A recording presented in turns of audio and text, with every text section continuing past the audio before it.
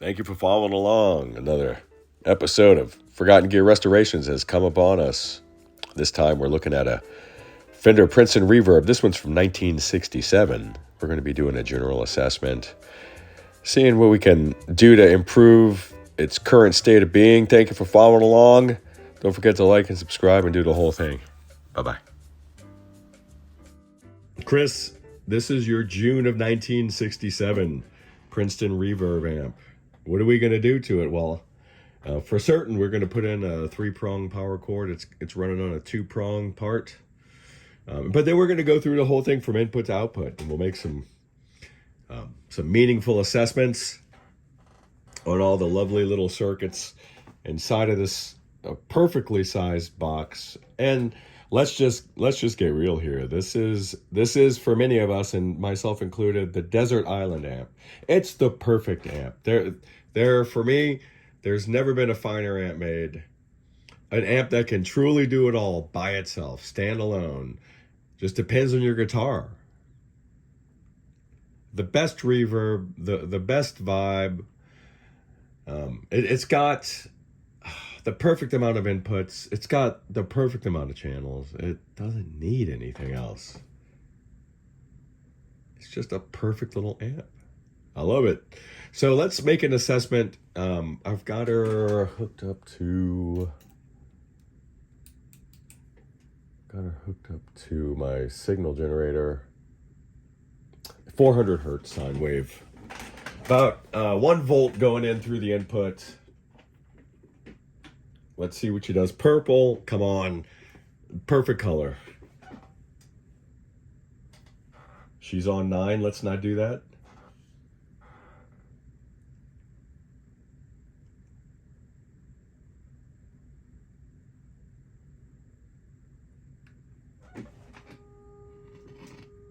Some crunchy pots. Is your reverb working?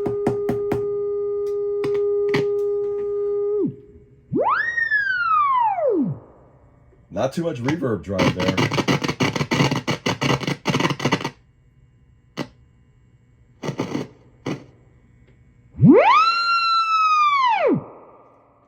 Wow, that's incredibly distorted.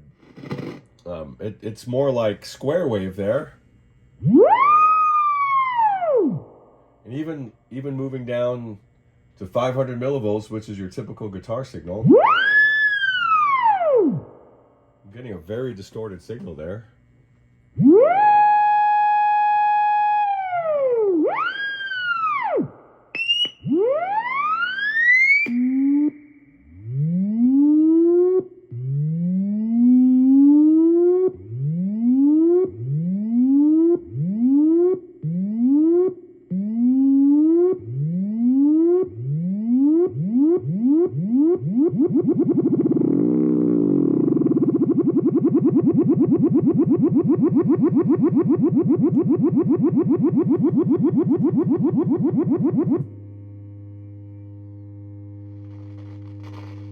Oh, mama.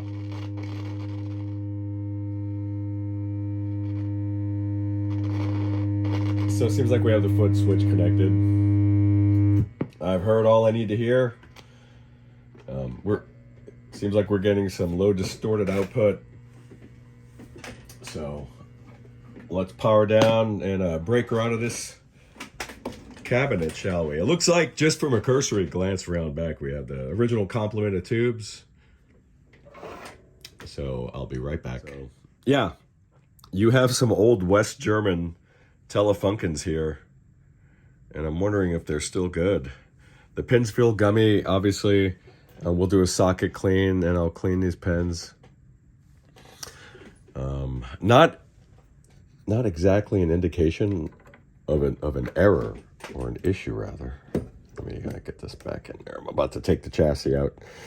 And this happens. This is not uncommon. You have some separation here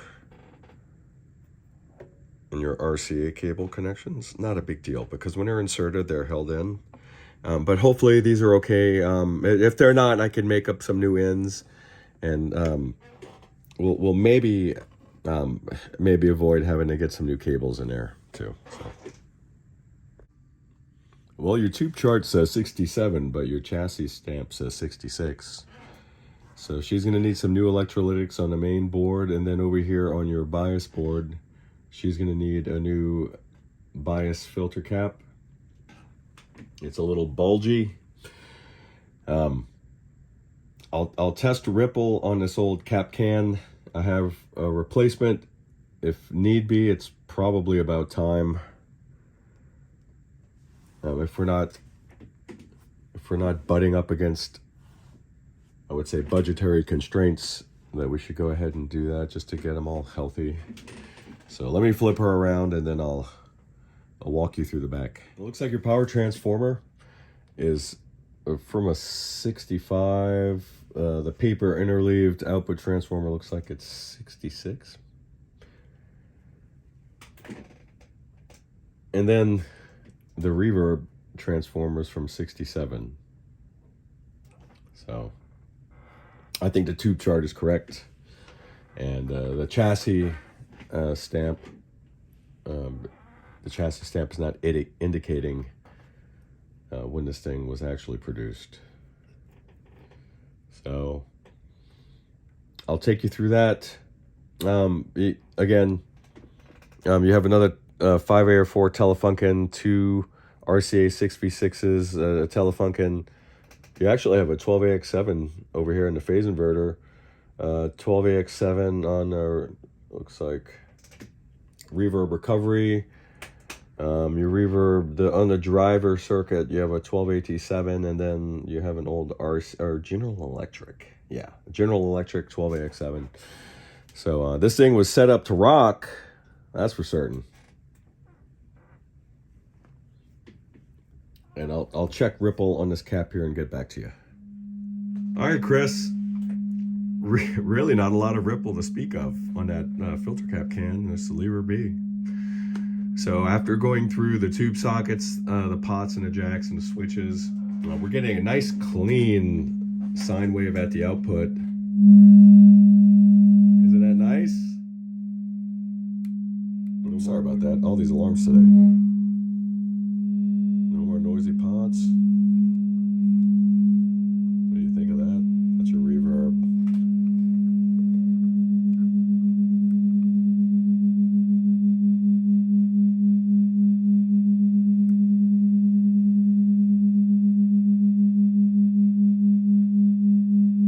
Like it. So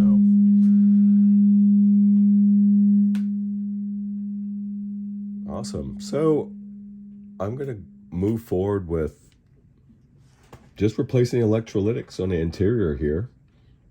I might add some backup rectifier diodes here to your rectifier socket. And that's about it. She's looking really nice. I like it. I'm really loving this. There's a little, what you can see, this is kind of transitioning into the caps. Those are the red ones that you would see on the amps in the latter part of the 60s into the 70s. Great sounding caps, by the way. Everything else, it's just all original. Just a beautiful amp. Absolutely beautiful amp.